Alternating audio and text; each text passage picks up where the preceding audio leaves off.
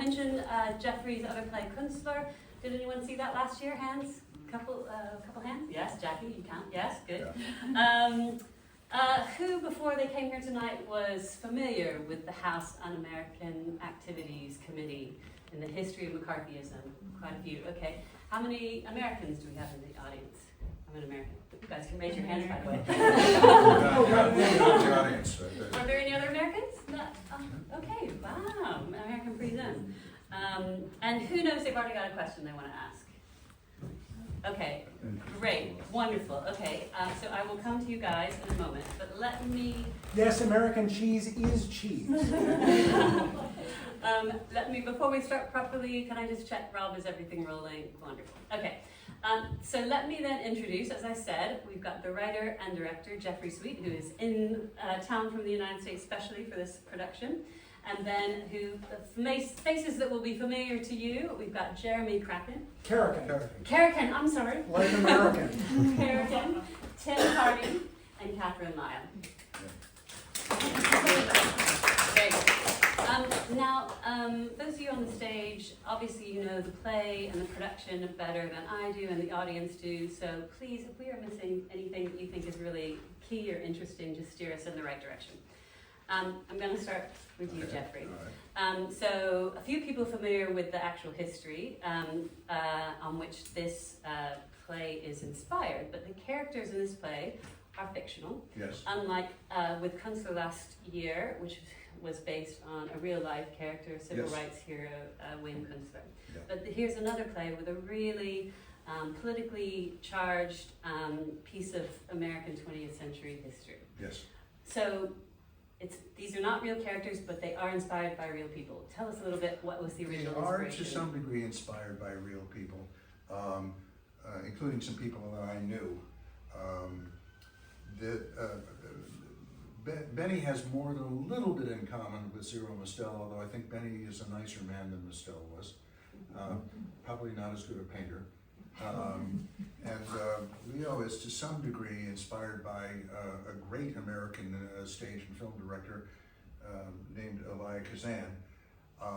You remember that big speech he was talking about the kid who got up at Avery College and laser eyes? That's based on something that I saw with Kazan. There was a session that the Dramatist Guild sponsored with Arthur Miller and Kazan. They were talking about the original production of Death of a Salesman, which Kazan had directed.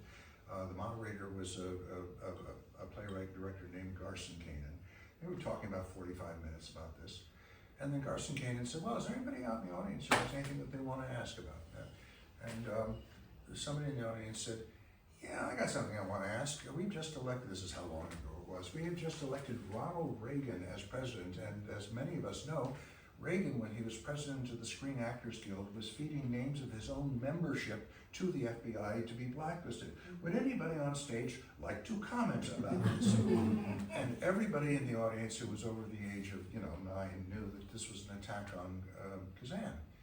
And Garson Kanan said, no, we're here not here to talk about that. We're here to talk about Mr. Kazan's art, Mr. Kazan's craft. Politics has nothing to do with it. And as I was sitting there watching that, I thought, wherever he goes, somebody's going to bring this up. And it gave me sort of a flash of sympathy for him. Now, as it happens, I don't know how many of you remember there was a great actor named Hume Cronin. Yeah. Hume Cronin and Jessica Tandy were a married couple, were a pair, and they were friends with Kazan. In fact, Kazan directed Streetcar Named Desire, which was Jessica Tandy's great role. And as it happened, I ended up spending a weekend at Hume Cronin's house. This was after Jessica had died. We started talking about Kazan. And he says, well, of course, I didn't agree with what Kazan did, but we remained friendly with him. But he said, if we're at a party and if somebody doesn't bring it up, he brings it up.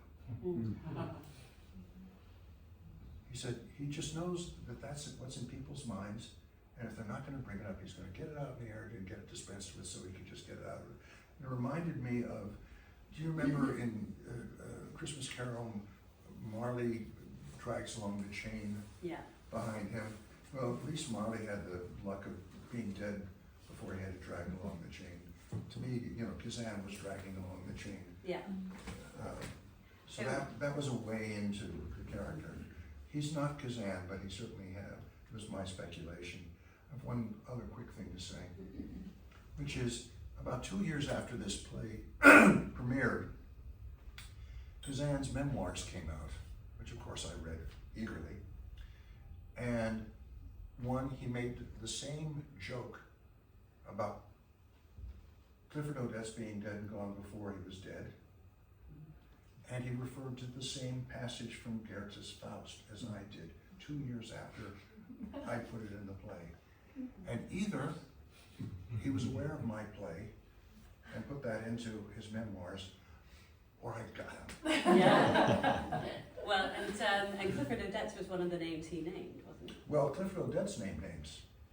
But Kazan did name him. Well, I don't know if he named him. I'll tell you. Oh, here's a funny story. Jack Klugman was obsessed with this play, and he played it in 6 theaters. At one point, we were rehearsing it, and the woman who was playing Norma said, "I don't understand this line. Clifford Odets was dead and gone before he was dead." And I said, "Well, that's because that means that he sort of killed himself, committed kind of a spiritual suicide when he named names." And Jack said, "Yeah, I remember talking to him the day after he did it." He went, and he said, "Yeah, he was directing a revival of Golden Boy that I was in, and he came into rehearsal afterwards, and he had named a couple of the members of the cast." So I thought this was one of the things that's interesting about the theater, was we had a young actress who didn't know any of the history. I knew the history because I'd researched it. Jack knew the history because he was there. He lived it, yeah. And it is a fascinating history with, as this play, I think, portrays very well, sympathetic understanding from all sides. With Kazan, of course, I don't know, of course, but anyway, soon after that, he directed On the Waterfront, which some say was his justification of why he did appear before the committee. The playwright, perhaps best associated with did appear but didn't name names, with Arthur Miller, who used to be Kazan's best friend. Who used to be, and did not forgive Kazan. And he wrote a play. He wrote a play, which I'm just getting to, which we probably are all familiar with, called The Crucible, which is about a metaphor for what happened in front of the committee. And I wonder if it is, because very famously, the protagonist in that wants to protect his name, and it's about the value of his name, which of course echoes so strongly in this play.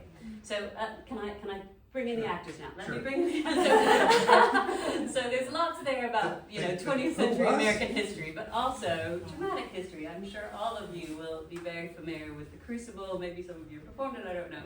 But did you see those echoes in the play, I guess, and what was it that appealed to you most about performing in it? Let me start with Jeremy. Well, I mean, I come at it a little differently. I'm very interested in the time, in the history of Hollywood at the time, the history of New York at the time, and I came at it from a less sort of partisan left, liberal. I came at it with I thought it was a complicated question already. Like, so when someone said,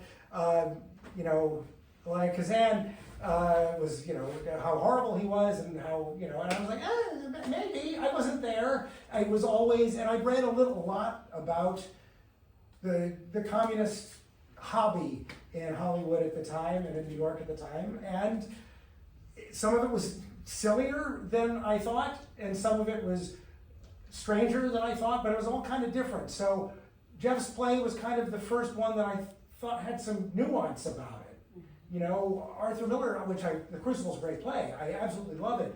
But it comes at it from a very particular perspective. And I thought there were more perspectives. And lo and behold, here's Jeff. And one other Arthur Miller play, yes, A View from the Bridge, which was also set on the waterfront. It was like, he said, okay, you said a thing justifying informing, and on the waterfront, I'm going to write a waterfront play in which a guy destroys his life by informing. Take that. Yeah. It's all about real estate in New York. Yeah. Well, we have a lot of great art as a result of this terrible chapter in American history. I'm going to come to Tim last because you're the Brit on the stage with me. So let me say, Catherine, as an American of a different generation than perhaps the others on the stage, including myself, how much did you know about it? Obviously, and maybe the Crucible, and what parallels did you draw when you got the script? Yeah, that's a great question. I knew what Theater History 101 in drama school tells you about McCarthyism and the Blacklist, which was a very little bit. And so with this play, I obviously dove into the whole history of it and was lucky to have lots of people who could chat with me about it. And what I found most fascinating was I was reading history that I was like, well, this could be said that could be in the news today. And I know we all say that it's cyclical, but it's different when you start to really see that. Yeah. There were some particular lines that the irony of it. By the way, the timing of Kunstler when you brought it last year, it's set on the campus of Columbia when people are students are outside protesting the war, and this opened days after the campus of Columbia was.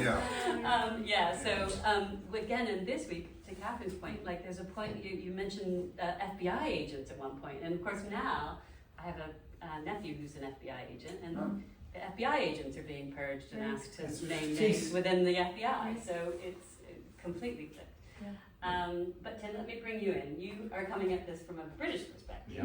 So how familiar were you with all of this history? Very. I think a lot of people of my generation, it would be hard not to know something about it. And in fact, I studied it for A-level at school. And also, like a lot of actors in my generation, I've been lucky enough to be in the Crucible. I played Reverend Hale, and it's a wonderful play. But every piece of work that I know of to do with this subject brings you to only one conclusion. And what I loved about this man's play is that actually it's not a polemic. There is great argument on both sides. I think the argument that Leo is gifted is quite a strong one, that if you're in amongst a load of dickheads who are probably going to be gone tomorrow, why actually ruin your whole life for it? I know I'm not Elia Kazan, but when I was reading about him, he did give up 17 names, but they were all names that had already been given up. And therefore he thought he wasn't doing that, too much harm. And I think, I've already found out in the few performances we've done that people come to very different views about who may be right and may be wrong. And I think it's terrific that it actually sets up that kind of argument. It's very fresh, rather than what we know so well. We're either on that side or on that side. And that's why I really love this play. Thank you. Okay, so who had their hands up? Here we go. Yeah, I'm looking at it from a Muslim perspective.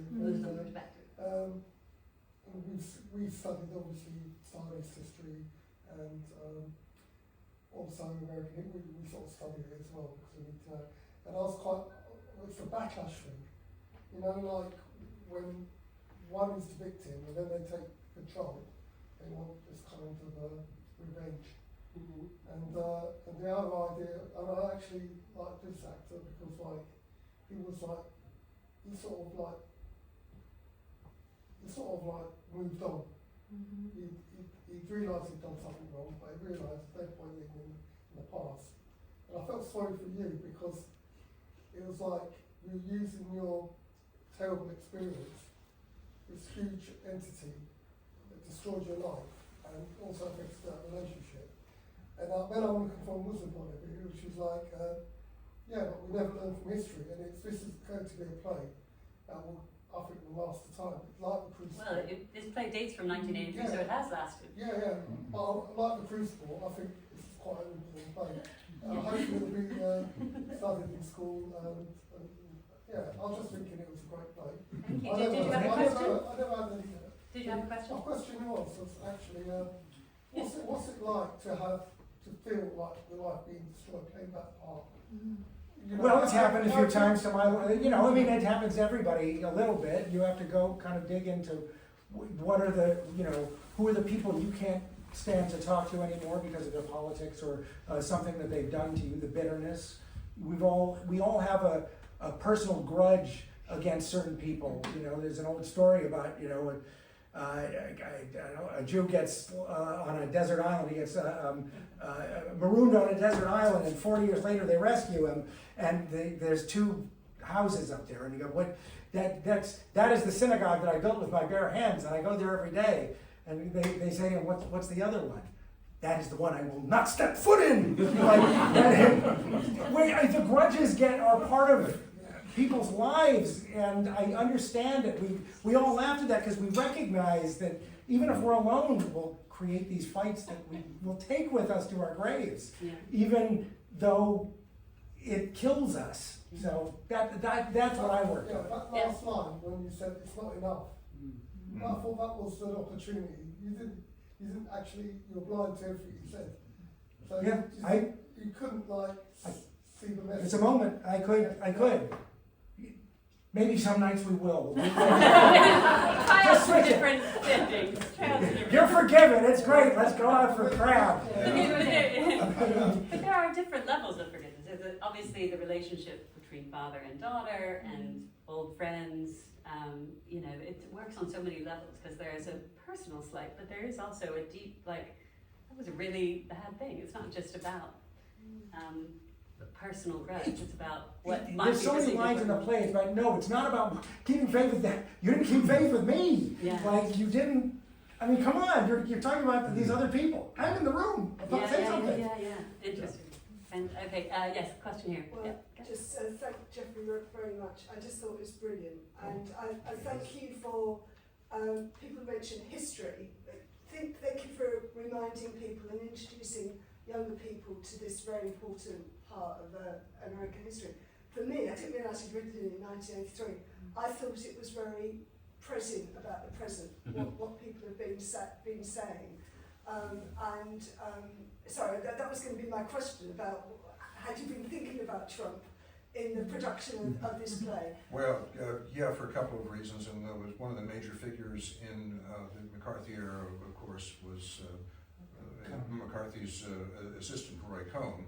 Who could be. And Roy Cohn, without Roy Cohn, we probably wouldn't have Trump. I mean, there's a movie out now about the relationship between young Trump and Roy Cohn. I think both of the actors are nominated for Oscars, in fact. And that's interesting because it's related to my play about Kunstler, because William Kunstler was a classmate of Roy Cohn's, and they were friends until politics, they were colleagues until politics came in. So we're still living with the results of Roy Cohn and Roy Cohn's kind of ruthless and I think hypocritical philosophy. I think that there were some people who were genuinely, powerfully motivated anti-communists, and I think there were some people who were just righteous hypocrites. And I think Roy Cohn and McCarthy were righteous hypocrites. Have you ever thought about a play about Roy Cohn? No, there's a good one. There's a pretty good one. Ages America? Well, that's not entirely about him. It's a lot about him. I mean, he plays a very central character. Yeah, I mean, I'm not saying that Tony's a close friend of mine. Yeah. I will tell you what. We're talking about Tony Kushner's great play, Angels in America. It's funny because I was at a screening of one of his films at one point. He was saying hello. He says, "What are you up to?" I said, "Well, this was just before where I was going to come and do Kunstler."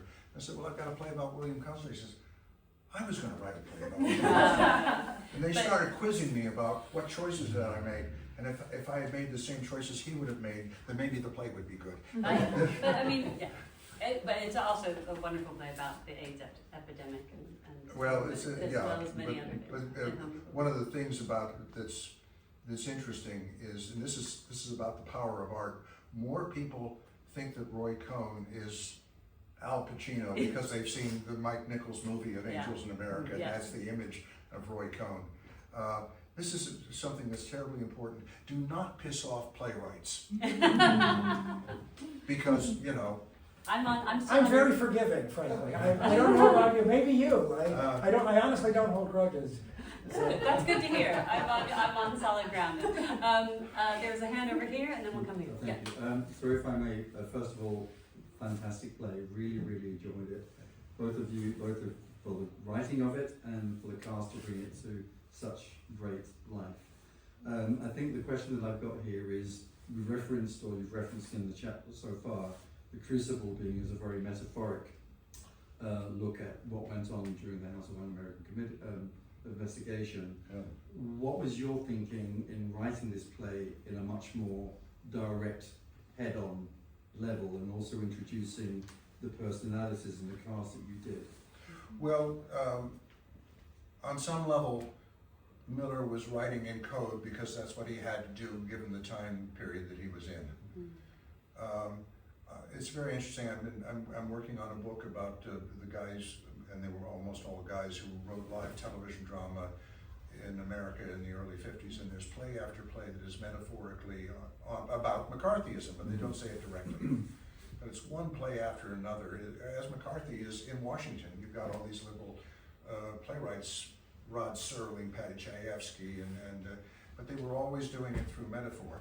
And sometimes the network said, no, you can't do that. And at one point, Rod Serling wanted to do a play about the Emmett Till case, and they just clamped down on it to the point and watered it down. And Serling said, okay, you're not going to let me write a play directly about civil rights, but if I can write something about Martians, you'll let me put that on. And that's why he created the Twilight Zone, so that he could deal with these issues metaphorically, and the network wouldn't get on his back. Twilight Zone was his tactical way around. I'm not advocating for repression, but when it's coded, sometimes it's better. A lot of times it's better. I mean, if you're hitting it head on, sometimes it's a little on the nose and you feel it's a little cringy. But Ernst Lubitsch directed some of the sexiest movies ever made, and nobody removes a stitch, and it's because that's how he had to do it. We have that with a lot of British plays that were written by gay playwrights, and there's a lot of that's coded. Yeah, exactly. Yeah. There was another question here. You've been talking about the resonance this has now that it wouldn't have had 10 years ago. But what made you write it when you wrote it? Oh, because the idea occurred to me. I have a friend named Kate Draper, whose father was a very famous dancer named Paul Draper. And he was a big star, and he would appear on the Ed Sullivan Show all the time. And at one point he was supposed to appear on the Ed Sullivan Show and dance. And somebody wrote into Ed Sullivan and said, if you put that commie bastard on your show, then we're going to boycott all the products that advertise on your show. And Ed Sullivan, Kate, canceled Paul Draper's appearance, and everybody else canceled Paul Draper's appearances. And they had to move to Europe because his career dried up in America. So Kate's a friend of mine. It's a weird thing, isn't it? Like, people are waiting going, oh, there's a communist dancer. I've suddenly decided Marxism's okay. Why did people think that? That seems so strange to me. Anyway, I ran into Kate, and I said, what's the news? And she said, oh, I've got great news. She said, I've been cast in my first Broadway show. I'm doing a musical called A Day in Hollywood and a Night in Ukraine. And I don't know if Jeremy, by the way, is a playwright. He wrote a hit play that was on Broadway called Lifespan of the Fact, and he's an old buddy of mine. I don't know whether you work on this level, but I sometimes get plays out of imagining my friends' lives being made difficult. So I was talking to Kate, and I said, What fate did you have planned for me, John? I said, Kate, what would your father, who suffered through the blacklist, say if the director of your musical were Jerome Robbins, who named names? And Kate said, well, he's sort of waspy. He probably would just go, and then say, what's for dinner? And I thought, well, that's not dramatic. You know, if he were Jewish, he'd say something else. But also, Kate kind of said, the director is Tommy Toon. He did not name names.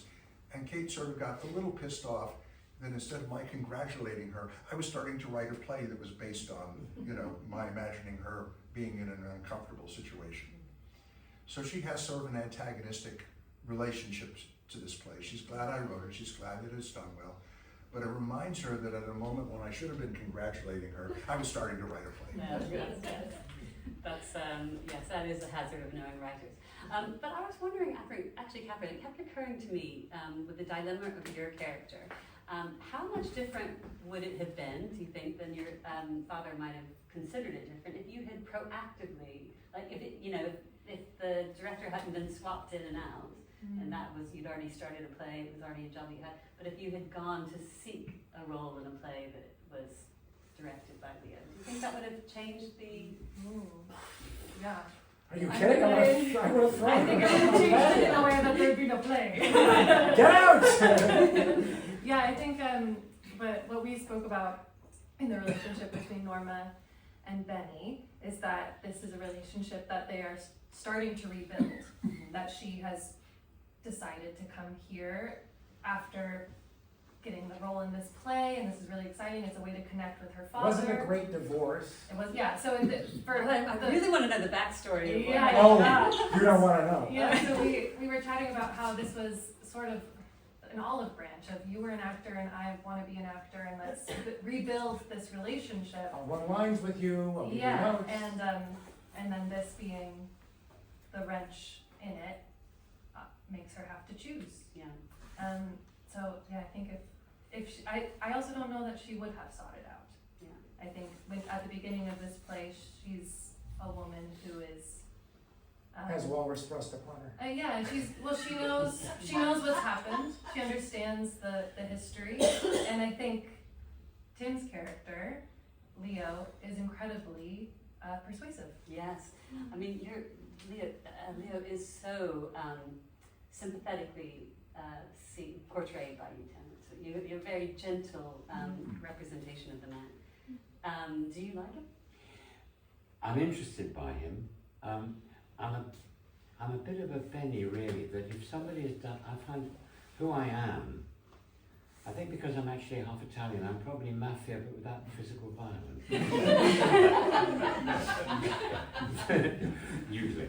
That, I feel better sharing a dressing room with you. if somebody, we've all done terrible things, and if somebody, I feel, has done it to me, and they're genuinely sorry, my heart goes, I think that's great, what else can you do? Yeah. I'm actually very proud of them for being big enough to do that, but I mean, that is the thing that really rubs me with that character. He never expresses remorse. no, he didn't say sorry. And I think if he had genuinely said, I've done wrong, but actually he does roundabout with clever arguments, but still to what? The interesting thing is, how much does he want her in the play, or is she just the pawn? Because what he really wants is him. Yeah. And if so, why is he so anxious to have his forgiveness? And it's nice that we've already had a review which happily liked everything in it. But again, because of Jeff's writing, which is not a polemic, the reviewer said you can come out thinking either that he really did want the daughter, or that no, it wasn't, that his main thing was to get him his friendship back. So I think again, this throws up a lot of questions rather than answers, which is great. Yeah.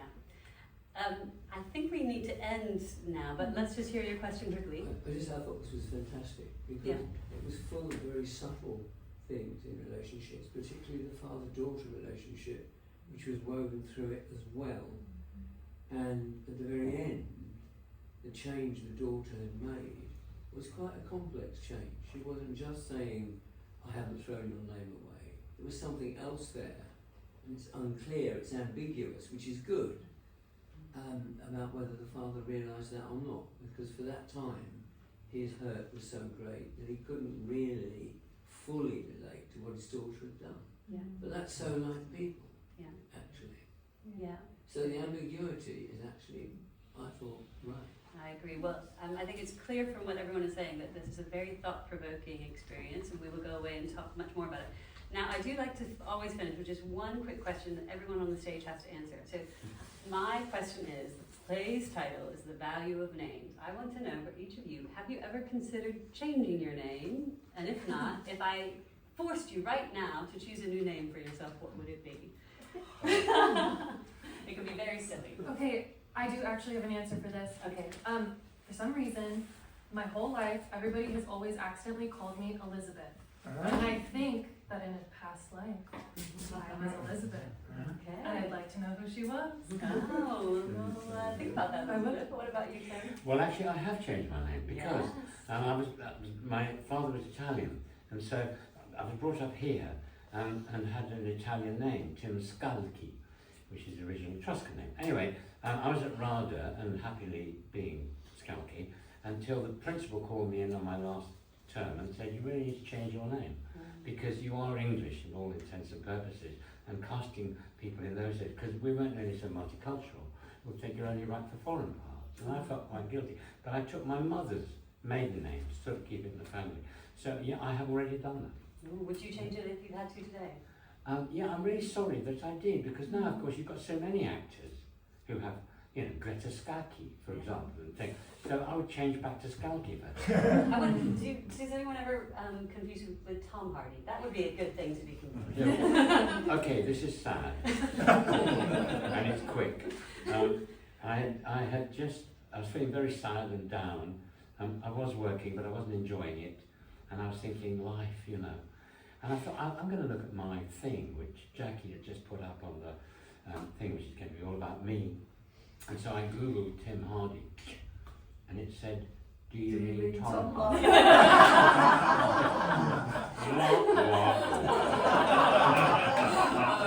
that's not good. Jeremy. Yes, because my last name is very hard to pronounce. Oh, I'm sorry. So, I am Jewish.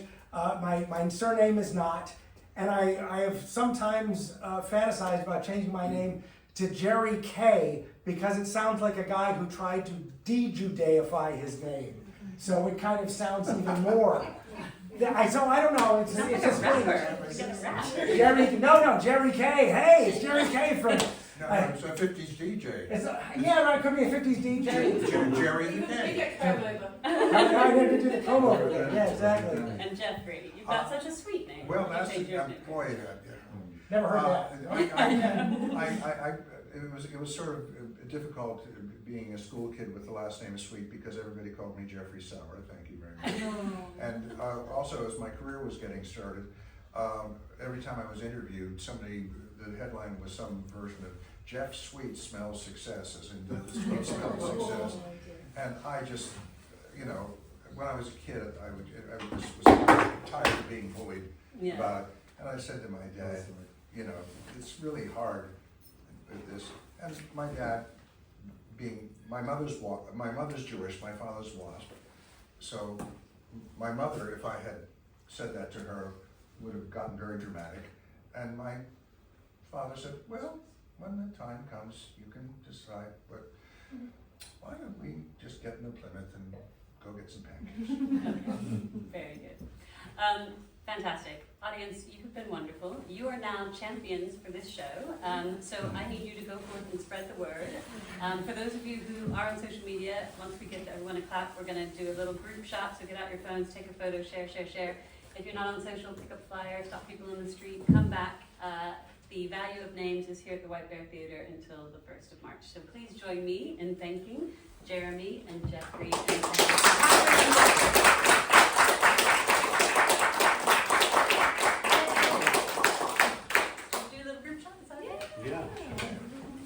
I'll be downstairs if anybody wants to And yes, have a drink or something. continues in the pub.